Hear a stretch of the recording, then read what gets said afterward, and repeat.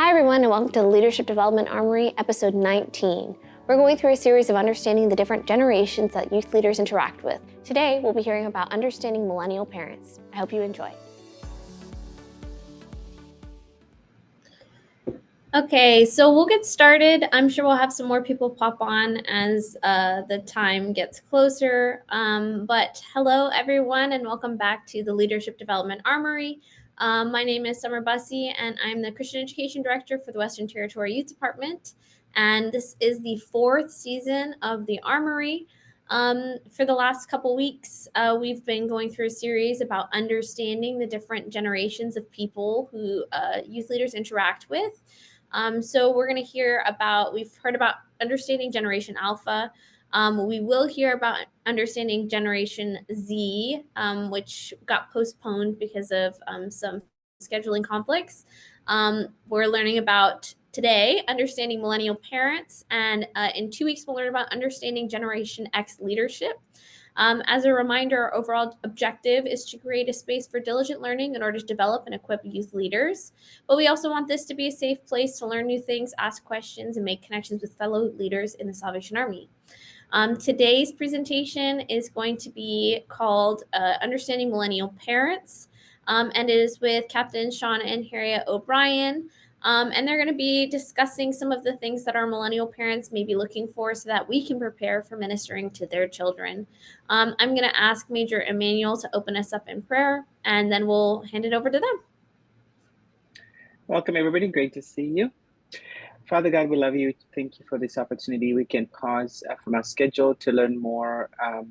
Thank you for the ministries we already are part of, and we pray that we continue to be empowered as we seek to serve those that we serve even better. Thank you for the O'Briens, for their ministry, for their passion, and for their desire to see youth come to know and to grow more in their relationship with you. We just thank you for this day and for all those people that are on this call and those that will be joining later. We pray for all this in the name of Jesus. Amen. Okay, take it away. All right. Hello, everybody. Hope everyone's doing okay. I don't see faces, but you can turn your cameras on if you want. You don't got to be shy. So we've been asked to present to you understanding millennial parents, and I have a slideshow that I can share here.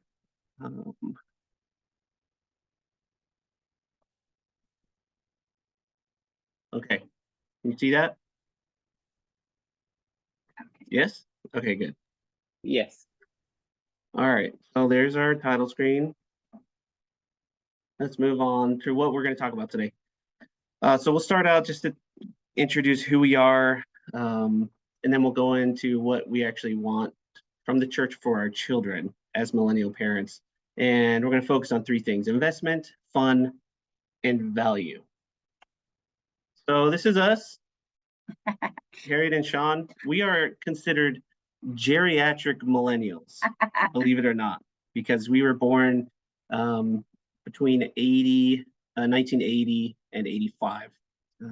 So we sit in a unique place in this millennial generation where millennials are typically identified as people that grew up with technology, but we sat kind of between the 2 worlds. We were the transition between didn't have a lot of technology and then fully integrated into technology.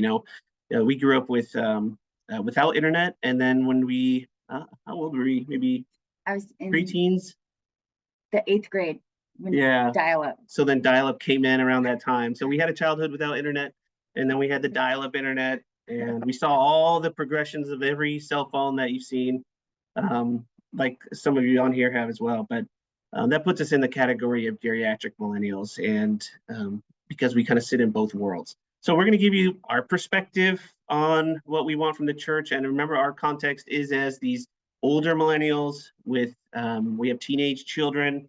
So that's kind of our context. You may encounter other millennials that you have a vastly different experience than we had because they could be a decade younger than us. So just keep that in mind. This is our experience, and so that's what we're going to share with you. So our parenthood journey was a little rocky at first. We tried for several years to have children, without success. It took, I think, 4 years before we were able to have our first child. So we have a boy who's 14 and a girl who's 13. So because it took a little while, we ended up having children. Our first child around the age of 27. We were both around 27, and then our second child around the age of 29. Which, though we were trying to have children earlier, it seems to be on trend with millennials having children later in life. So that in that aspect, we kind of fit in pretty well. So yes, we have 2 teenage children, and anything else we want to add about Yeah, that? yeah. What Sean said is now that is on trend where people are having kids at an older age. But when we started, we were late bloomers, if you will. We were old having children. So our perspective is a little bit different. And as Sean said, we get to sit in multiple sides, remembering how it was when we were children versus what we want for our children now, and society and all the things that go with that. All right. So let's take a look at our first thing here, investment. So we'd like to see for our children, we'd like to see the church put some time and consistency into what they do with our kids. So it's important to us that there's a specific time set aside for them. It's not an afterthought. It's scheduled. A lot of millennial parents and younger parents, their kids are busy. They got a lot going on, sports, other school activities. It's a lot of scheduled time, so it's important that that we have a time that we know it's going to be. We know what day of the week and what time it's going to be, so that we can put that into the schedule. Because everyone's all parents and kids are running around a lot these days, all over the place, and we want it to be regularly occurring. So if you have a date and time, a day and time of the week, let's keep it there and not cancel it every other week for random reasons, because that throws off our schedule, throws off our kids' schedules, and then it can be difficult to get back on track if we've canceled, 2 or 3 weeks in a row. And it needs to be well communicated. And there's so many ways to communicate things these days. We really have run out of excuses to not communicate well when you have all social media, text messaging, email, phone calls. There's a lot of ways to communicate. If we have a specific way that we're going to communicate these things, let's do it and stick with it and be consistent in that. Yeah, I think communication is really key.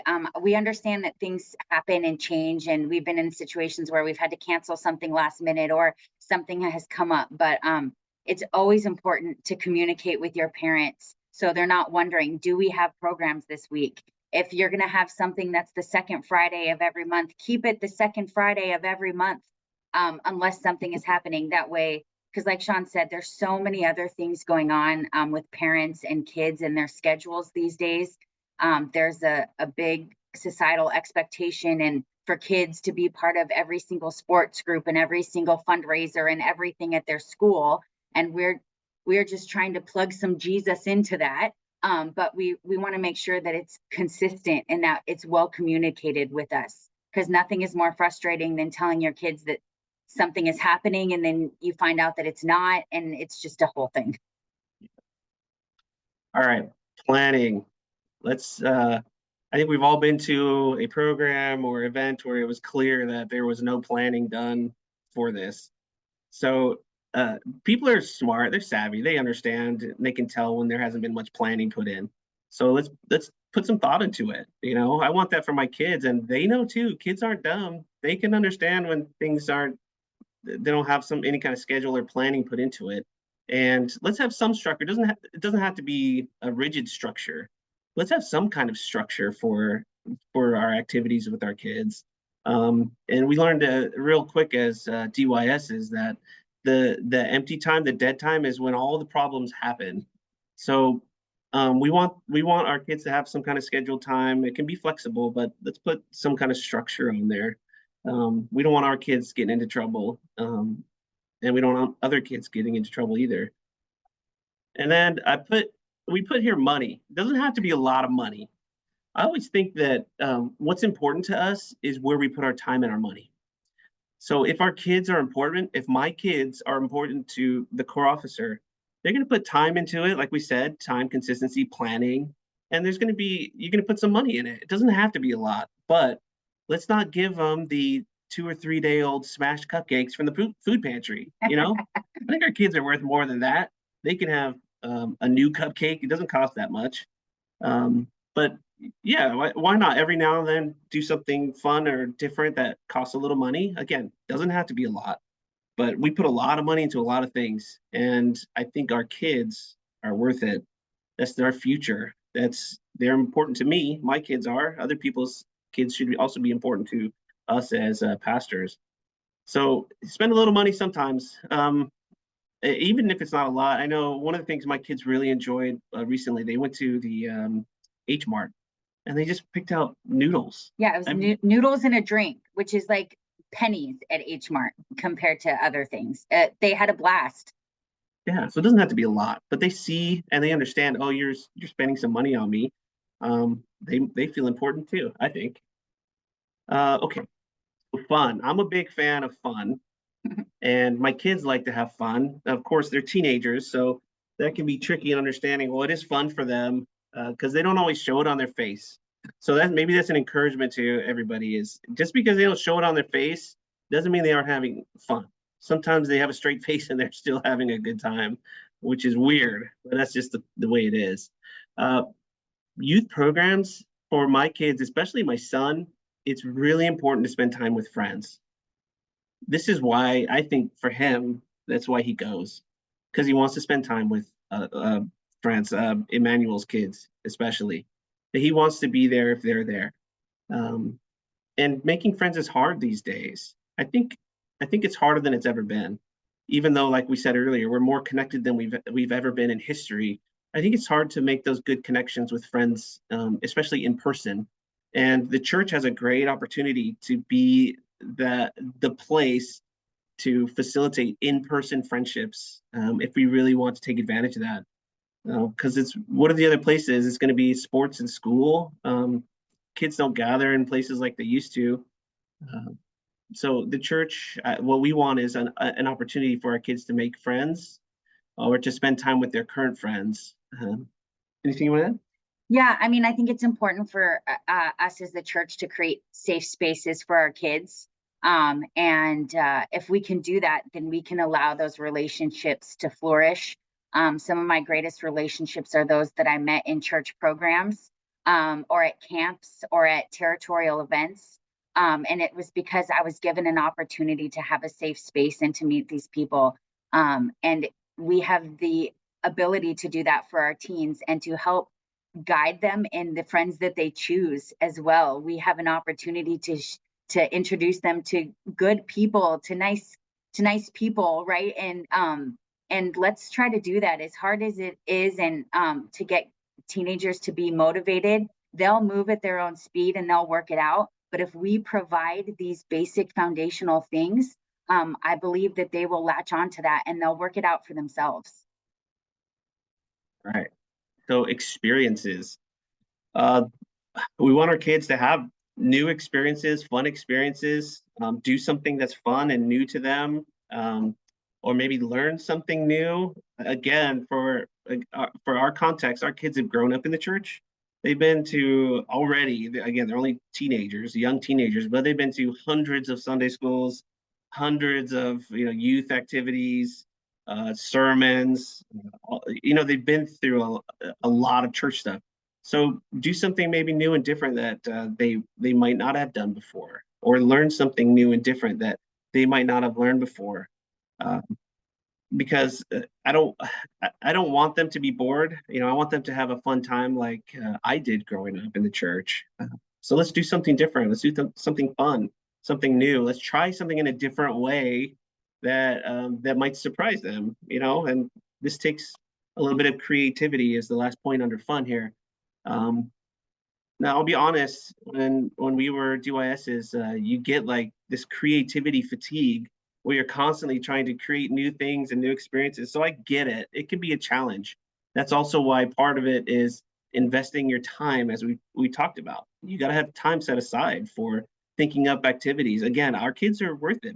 I feel my kids are worth it, that you would spend a certain amount of time each week planning for them to try something new and different. And I think other kids are worth it too. Because they've, again, a lot of them have sat through a lot of meetings, and they've heard a lot of Bible stories.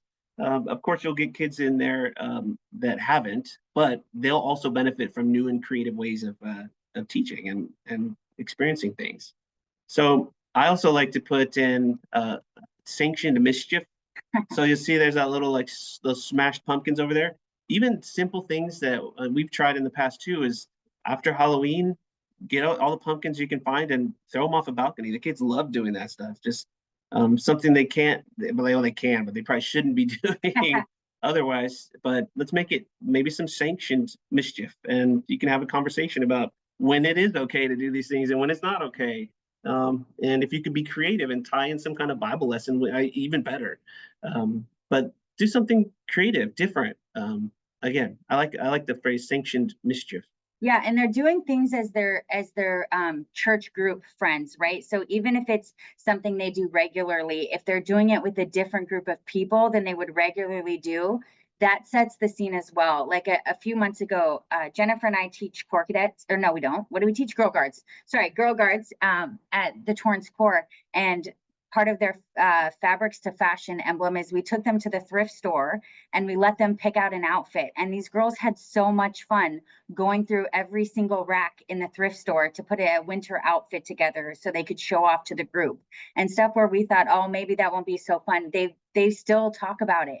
And so even though going to the thrift store might be like, oh, well, maybe they already do that, like, it's different when they're doing it with a different group of people than maybe their family or whoever. So also ask them what they want to do. What would you do for this? We have teen night coming up. Like, what do you guys want to do for the next few months for teen night? Ask them and then see what they want to do, and then make sure you can probably edit that down a little so it's maybe not as expensive or not as dangerous, but get their take on things.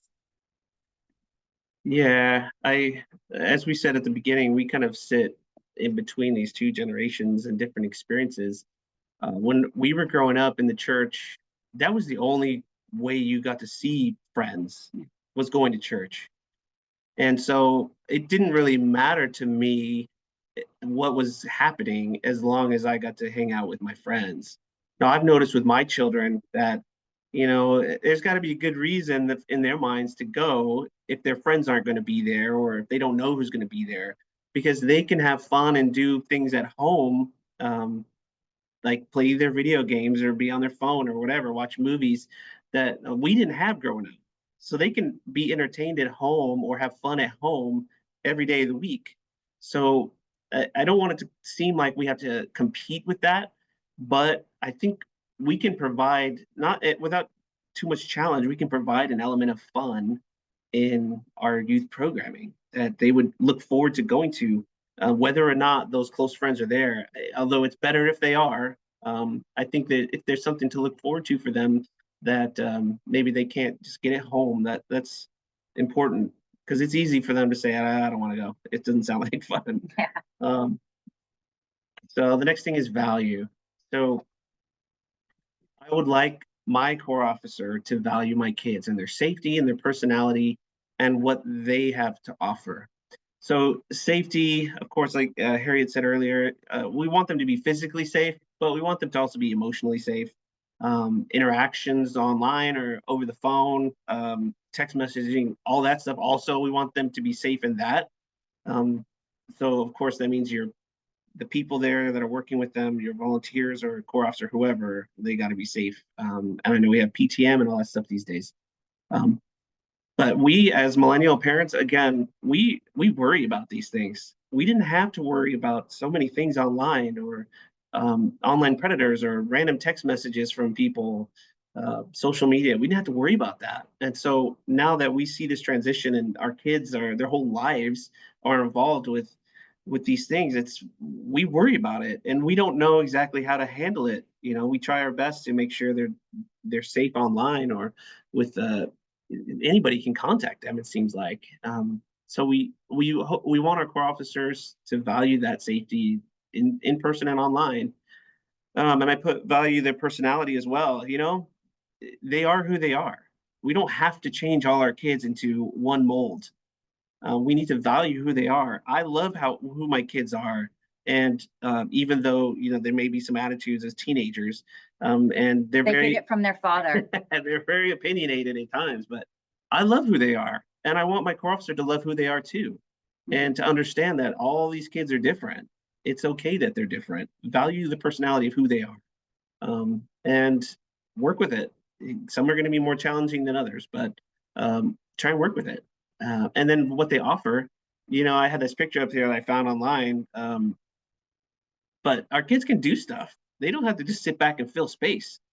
They can actually do stuff. They can work a soundboard, or they can look at lighting, or whatever you need to do. They can do it. If I bet you, if you showed a teenager how to do the coffee in the morning, they could do the coffee for you in the morning, and you wouldn't have to do it. I know we all have Keurigs these days, but they can help out. They can be a part of it. They can do platform stuff.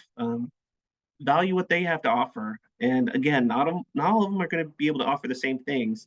I know my son and daughter have different skills that they can offer, but value what they do have to offer. I think that's important. Yeah, I just want to say, I saw a meme the other day about millennial parents and kind of why we are the way we are when it comes to being maybe overbearing with our children. And it talked about how we are a generation who grew up not really, like, you come in when it gets dark. My parents had no idea where I was. There were no cell phones, no pagers when I was small. Like, I ran the neighborhood. They had no idea how far we rode our bikes. But like, we also grew up with school shootings being more prevalent, with 9/11, with terrorist attacks, with all these things that happen in the country that just heighten fear for us. So we fear for our children, especially with PTM. Like, I'm always double checking where our kids are. So knowing that, like, your parents are probably pretty fearful for their kids. And it's not necessarily because of anything you're doing, it's because of how we've grown up. We remember a time when there was no fear, and then all these things happened that we couldn't control. And so we want to keep our kids safe. And so the best way to keep them safe is at home with me. But I know that's not the best place for them. It's at church, building relationships, being loved on by people. And so knowing that we're giving our kids to the church a little bit fearful of all these things that could happen to them, and just keep that in your mind. Right. But we also want you to value their spiritual development. This is very important for us. And this is not always packaged in a Bible lesson. This is also in how you mirror these values in what you say and what you do and how you treat them. If you treat them as less than, again, kids aren't dumb. They can understand that, and they'll know who cares about them and doesn't care about them. And they'll call you out when they think that you don't care. So be prepared, because kids are the best, but they're brutally honest. They can be brutally honest. But the lesson is not always packaged in a neat little Sunday school lesson or a devotion. These lessons are they're watching all the time, and they're going to know when you said one thing in your devotion last week and then you did something different this week. They notice that. They're not ignorant to that. They'll know, and sometimes they'll say it. They'll be brutally honest, and sometimes they won't, and you won't know that they've noticed this thing, and they'll keep quiet about it, or they'll tell their friends about it, their little friend group, until they'll all know and think that you're being hypocritical or something. So it's important that these spiritual lessons are not just told in a devotion or a Bible study or Sunday school, but they're also shown in the way that our core officers, our volunteers, parents too, how we live our lives and things we say and do. So I want my core officer to model that love and care and spiritual disciplines and things. I want those to be modeled to my children. Because again, if you have kids, a lot of times they'll take a lesson better from somebody else than their own parents. 100%. So I want the core officer to be modeling these things, and then I want their spiritual muscles to be stretched. Like, they can handle, especially teenagers, they can handle more deep questions, difficult questions, In fact, they're probably already thinking about these things. And as a parent, again, they don't always share with us, even though you try and they get one-word answers out of your teenagers. They're going to be probably more likely to open up to their friend group, or even your core cadet leader, or somebody that they've grown to know and trust. Maybe more so, they'll open up more so maybe to them than they will to their own parents. I know in some cases that's true for us. Yeah. And that's hard as a parent. Again, that's something that core officers should understand, or leaders should understand. It's difficult for a parent to know that their kids are opening up to somebody else, maybe more so than to their own parents. It's a big responsibility, and we need to be able to trust that those leaders are going to handle that with integrity and love and care, just as we would as their parents. Again, that's a big responsibility, but that's what we want for our kids, is someone that's going to try and understand them and care about their concerns just as much as we do. But stretch their spiritual muscles, man. Ask the tough questions, the things that we struggle with. They're already thinking about it. Trust me, they're thinking the same things and questioning the same things.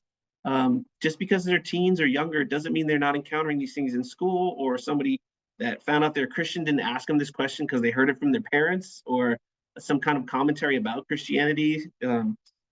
So they've heard it probably, they're thinking about it. Let's ask them the tough questions and allow them to think out loud and try and work it out together and be a good support. I want my leaders and core officers to be a good support as our kids work through these things, and not punish them and, or come down on them because they may have a different opinion at their age. Then that could be for many reasons. Maybe they don't have experience or whatnot, but they should feel safe to express what they're feeling about these things and not feel judged because of it. I know it's a lot. It's a big responsibility, but that's our hope, that our kids can experience at our core, at the church. They would feel safe to explore some of these ideas and not have it be held against them or not be looked at differently because they have an opinion or an idea. And sometimes, because they're young, they do need some guidance on what is our belief on these things. And there is opportunity to provide that guidance. But I think we need to hear what they have to say, and understand them before we can help them, to get a good grasp on what our beliefs are. So again, that's a lot. That's a big responsibility. And I think it deserves a lot of attention because our kids are very important. My kids, again, personally mean a lot to me, of course, but we should think about how much all the kids in our programs mean to their parents, and try and have that same feeling towards them as their own parents do if we can. But I think that was the last of my slides. And this is our family here I put in there so you guys could just see who we are. Now, again, we're in a unique situation because we have, again, our millennial status is weird. We had kids a little bit later, not too much later, but a little bit. And then we also have an adopted daughter who came to be part of our family when she was a teenager herself. 14. Yeah. And She's so, the one holding that ugly, fluffy white dog. yeah, if you couldn't tell.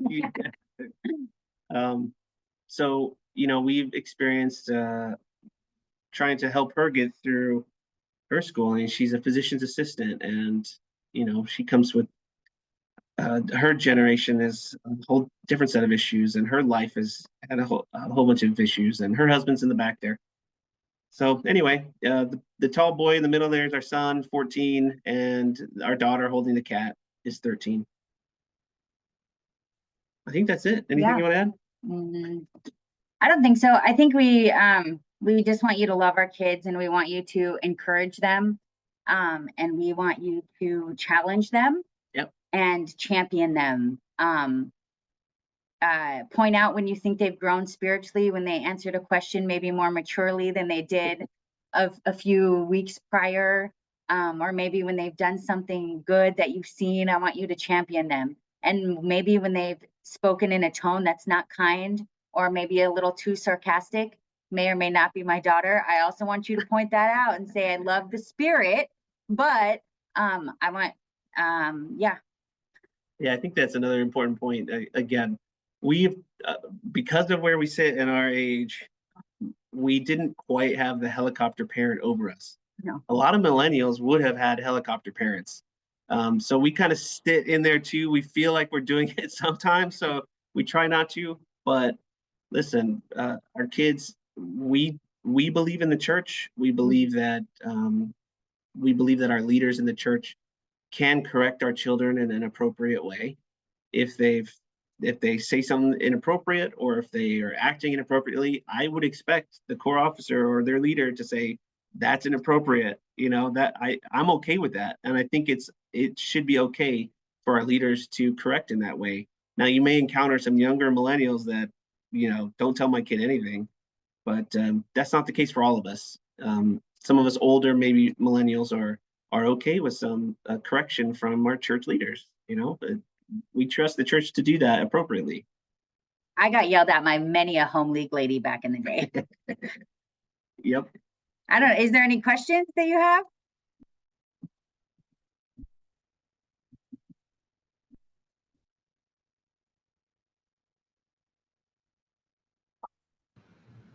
I can ask.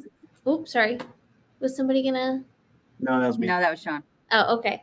I was gonna say, what do you think some of the changes to like the way that school has kind of adapted? How do you think that that's changed the way that your kids are kind of like intaking information, like their experience with the church, like even just some of the generational impacts of like being in their generation and like and that how that is different from yours and how that kind of school aspect has impacted how they interact with the world?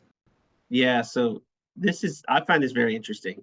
So our kids, they have all these online learning management systems now. And uh, when we were kids, you got one textbook that you brought back and forth to school. You got pages assigned out of those that you had to do your homework on. Now our kids have a textbook for home and for school, but all their assignments are online. Everything.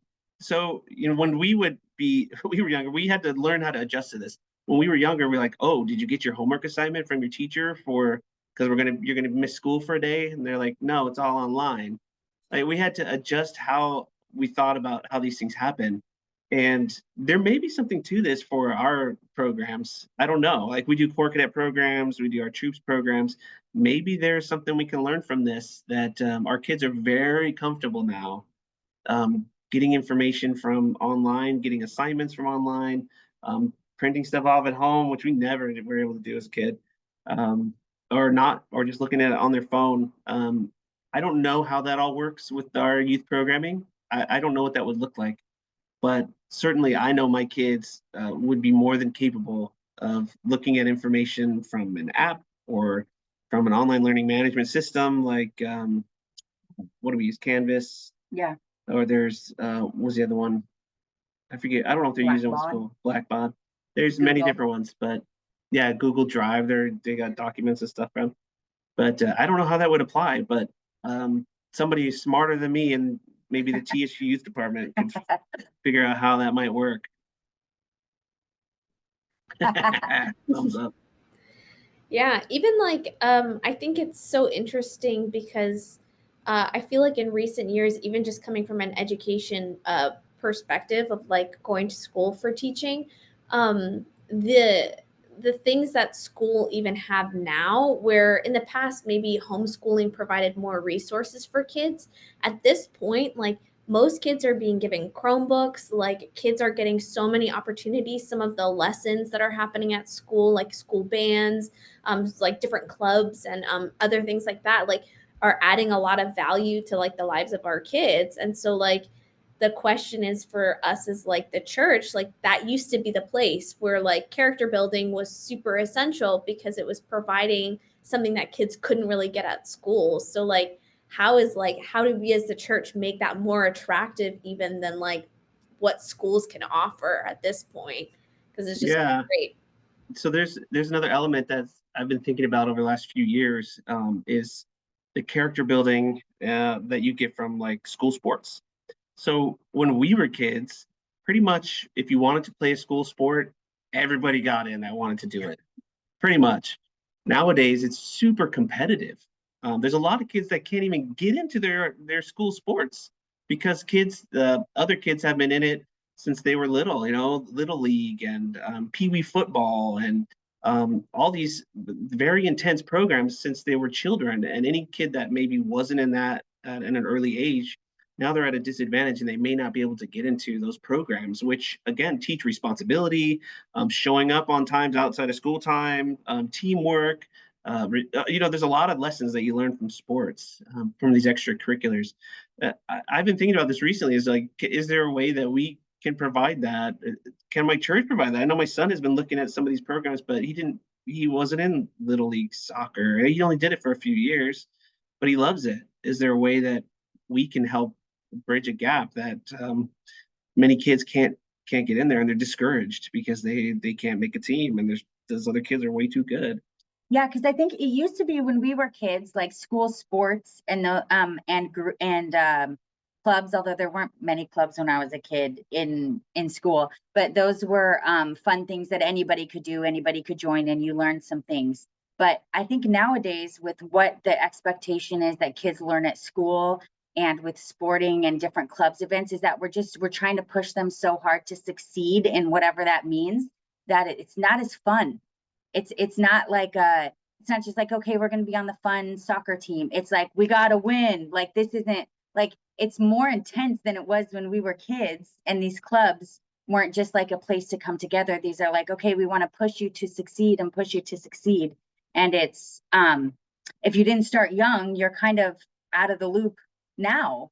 Or being a corps officer, a lot of times my kids couldn't be in the sports leagues because their games played Sunday mornings. And unfortunately, I have a place to be Sunday morning. So they can't play in that group. And so I think it's, how can the church kind of adapt to that? How is there a place where we could provide that? Is that an opportunity? Is that even anything that's needed within our core body? I think it's an interesting question.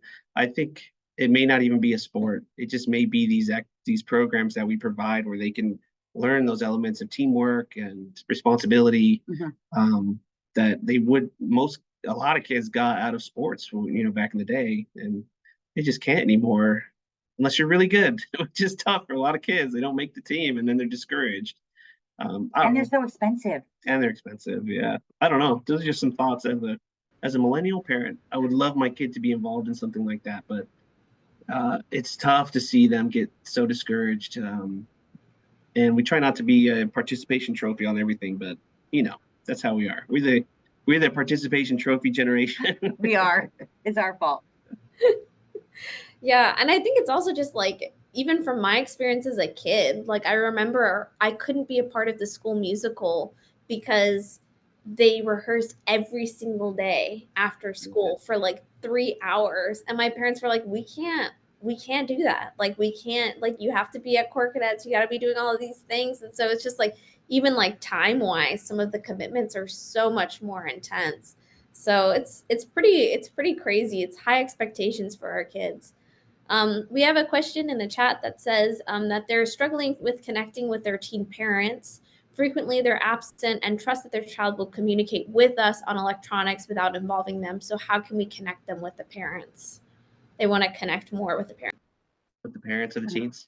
Yeah, this is a tough one because with our generation, they're probably not going to want to pick up a phone call, which may be your normal method of don't ever call me. Just text me. Don't pick up the phone. Send a text message. You're probably way more likely to get a response, and that could be the connecting point.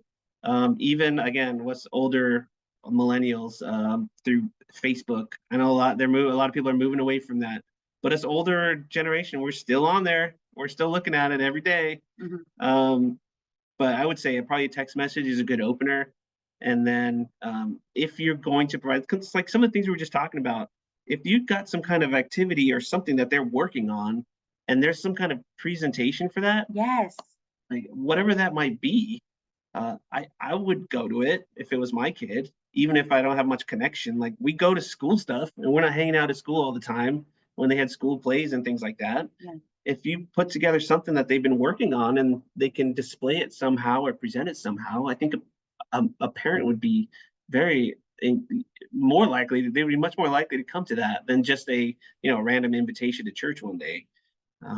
Yeah, I think like The troops programs has a court of awards you can do. Traditionally, they're done 2 times a year or 1 time a year, however you want to do it. But that's something that you can invite the parents to, or maybe if you did like a family dinner night, you can invite them to that as well, so they can kind of see all the things that their child has worked on. One way getting them involved is having an adult program while your kids program is happening. So maybe it's not necessarily a Bible study, because maybe not they're not ready for that, but maybe it's a small group of some kind that could speak to them, and give that an opportunity for the family to come to that together. Yeah, you're probably much more likely to get a millennial parent to stick around. One, again, or a lot of us are helicopter parents, so they may not want to just drop their kid off. Some of them do, but they may be really more comfortable sticking around somewhere. I've seen some parents, they sit in the car the whole time. So if there's I don't know, coffee. Yeah. Millennials love coffee. Make a coffee station with all the good stuff together, and make it so that they don't have to interact with a bunch of people if they don't want to. They could sit on their own in the corner and drink Just coffee. a space for them to Yeah, be. Yeah.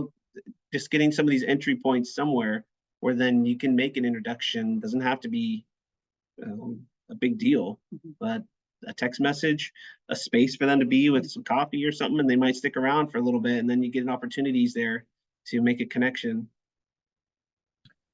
If I could add to that too, Alicia and Josh, it's a great question. One thing that our core also does is they text the kids to remind them, like say teen night's Friday, and they copy Jennifer and I think it's an app that you can use. So they're copying the whole family. Sometimes I'm like, man, why am I hearing this? But it's also a good way for me to know what's coming up and also to follow up with my kids. And I think that might be a way that the parents get used to hearing from you, so that maybe when you invite them to an event, it's not like, who's this Salvation Army person writing me now? They've kind of seen you talk to their family regularly.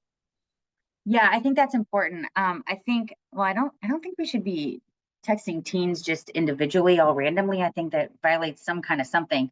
But keep us in the loop, right? If you're giving an announcement to my kid, like teen night is this Friday, tell me, please don't expect my 14-year-old boy to remember to tell his mom that teen night is this Friday, because I'm never going to remember. And chances are then I've planned something. They're going to tell you. Yeah, they're going to tell me 5 minutes before, oh, mom, we're supposed to be somewhere. So yes, communicate with our kids, because I think that allows them to feel independent, and that gives them like a sense of ownership, but also tell the parents what's going on too, so that we can be invited or interested, and so we can put it on the calendar, because I want my kids to go to all of the church events that they want to go to, but I can't make that happen if I don't know they're happening.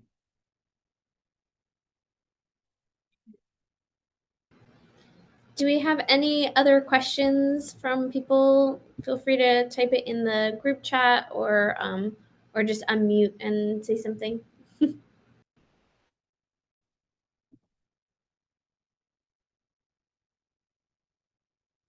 So quiet. I can ask another question. It's okay. It's okay. So what are, like, and this is probably like a little like slightly uncomfortable topic, but what do you think are some of like the red flags that you see in like youth leaders, or like just in interactions with your kids, that would like make you feel uncomfortable, like just so that, like, sometimes people do stuff without even realizing, right?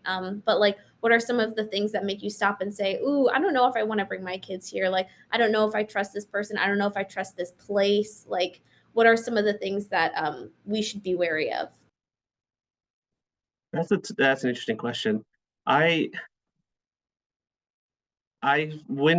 a leader is too much like, I'm one of you, I'm your friend.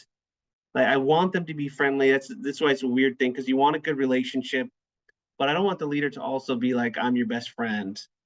That's a little strange to me, and that to me is one of those red flags. There should be some kind of, I am a leader of this program. We're going to maintain and hold some standards.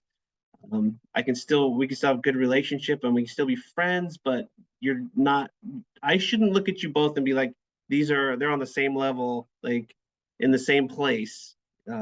you're supposed to be a leader, and my kid is learning from you, and you're setting an example.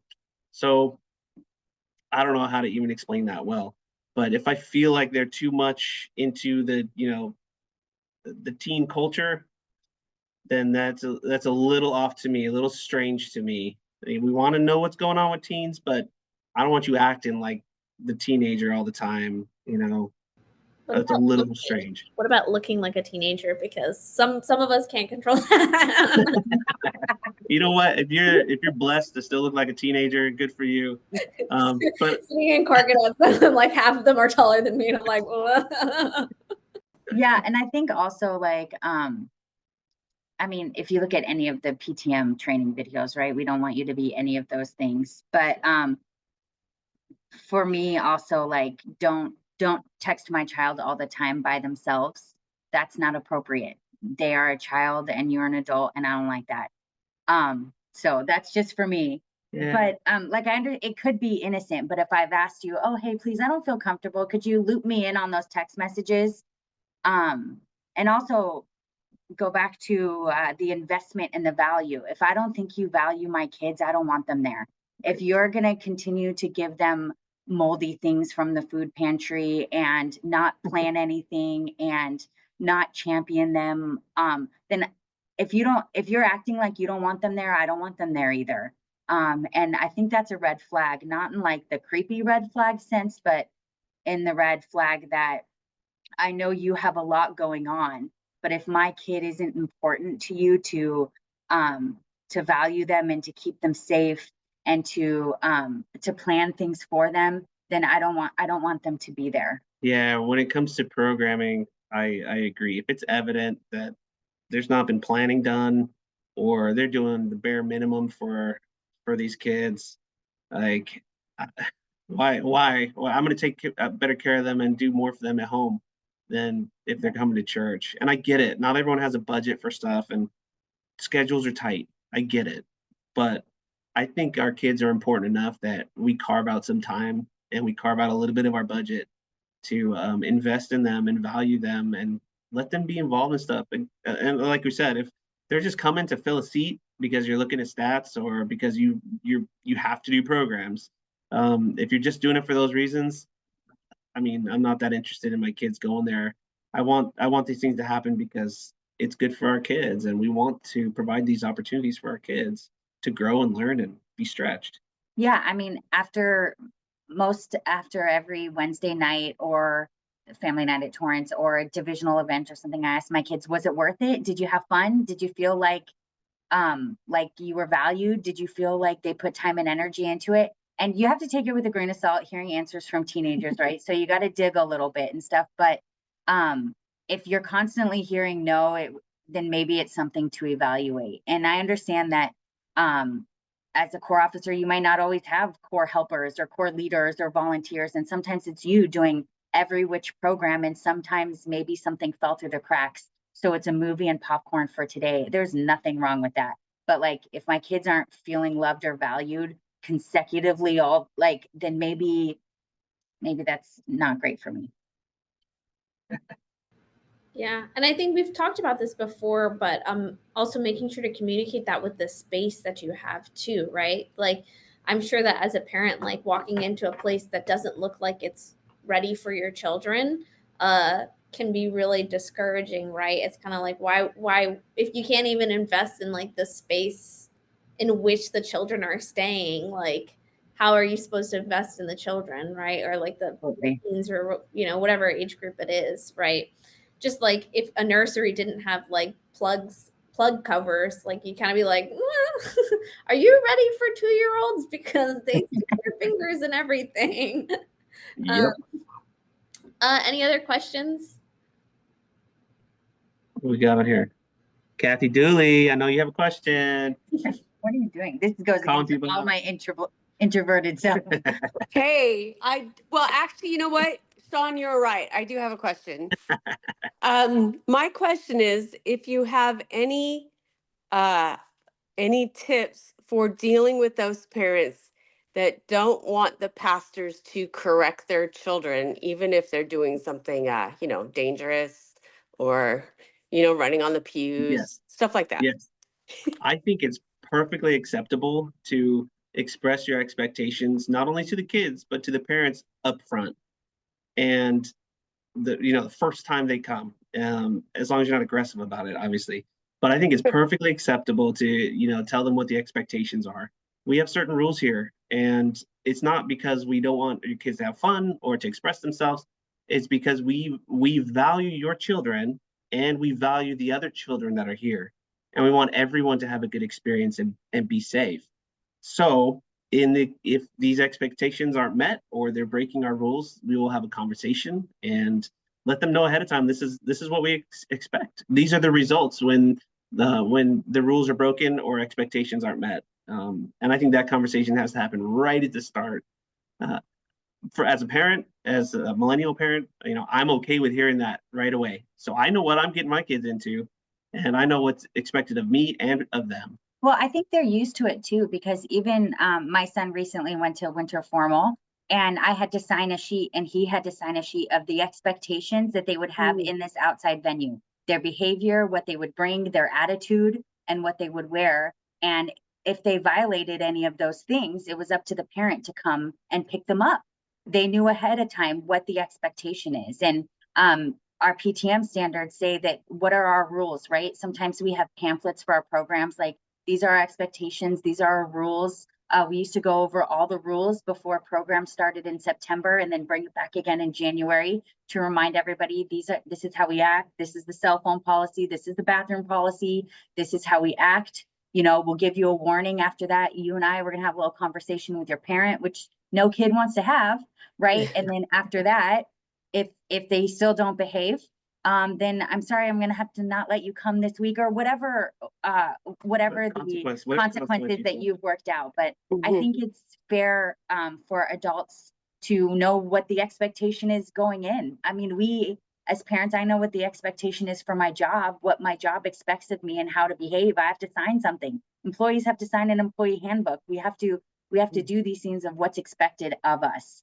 And so if you don't feel comfortable, like with me telling your child to behave, then please tell your child these are the expectations, right?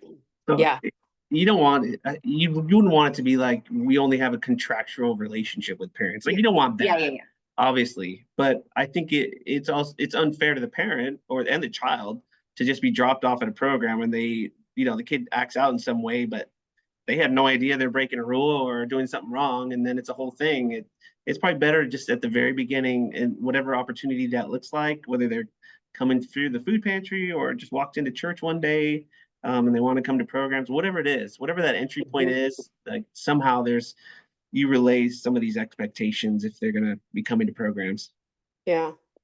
If I can chime Thank in you. as well, I think too that when you have that relationship with the kid, when you have that relationship with the parents of being able to say hey, I care about your kid, and it's evident through the programming, it's evident through your interactions with them, it's evident through the spiritual and emotional growth that's happened over the last year or whatever, then I feel like most of the time parents know when their kids have certain behavior issues, they probably deal with them at home as well. And if you can say hey, this isn't me, I'm not saying this because I don't like your kid, I'm not saying this because I want your kid to conform to anything, I'm saying this because I want to help them. I think that when that conversation and even the correction with the kid is approached with that hand of just hey, I care, and I want you to grow in this way, and I want to help you in this way, I think both parties will be a little bit more receptive to it as well. I agree. I think there's also an opportunity there when they first come to say, hey, is there anything that we need to know about your child? Because again, we care about them. We want them to have the best experience. We want the other kids to have the best experience that they can. How can we best serve your children? And there may be an opportunity to let them speak into a little bit of some of those things you might encounter with their kids. Yeah. And they may not. I mean, it's possible they don't want to tell you until it comes up, but you don't know. But there's an opportunity there to try and get that information right at the start. Any final comments or questions before we close out?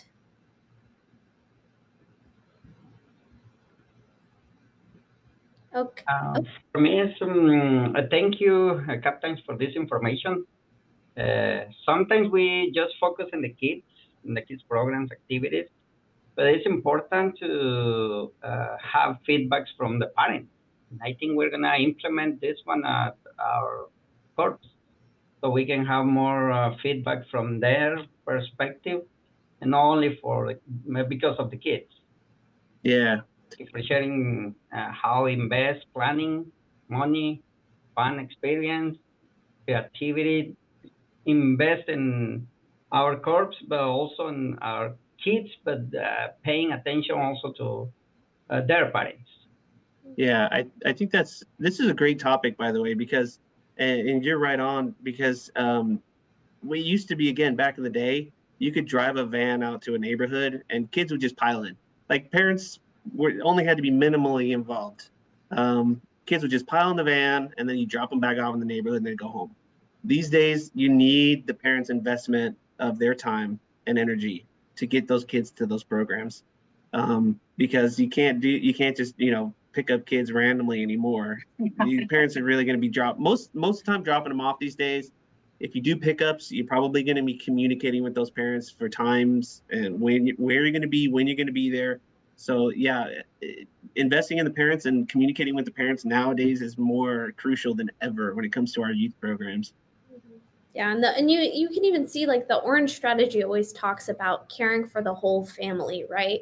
And being able to, so much of ministry is being able to facilitate parents to be the main spiritual leader in the lives of our children. They're the ones who are going to know their kids best. We're going to know, like, who can help establish strategies and rhythms within their house. We can't just allow for the church to be the sole influence anymore. Like, we have to equip parents to be strong spiritual leaders so that they can continue to disciple their children as well. And they're the ones who know their kids best. They're great people to ask questions. Get your parents involved. Ask them, what are your kids going to enjoy? What can we do to make our programs more attractive to you guys? Because once again, without parents' input, we're not going to get kids there at this point in, like, the way our society is formed, the dangers that are even around our own policies when it comes to protecting our children. Like, we have to have parents involved. So thank you guys so much for taking the time to share your perspectives as parents, and even just as Corps officers as well. I think you provided a really well-rounded perspective about what our children may need, and how we can connect with you guys as parents to better help the children as well. So thank you guys, and thank you all for joining us. Thank you, Summer. Thank you, Summer. The rest of your day. Yeah, thank you. Bye. Bye, guys. Thank you.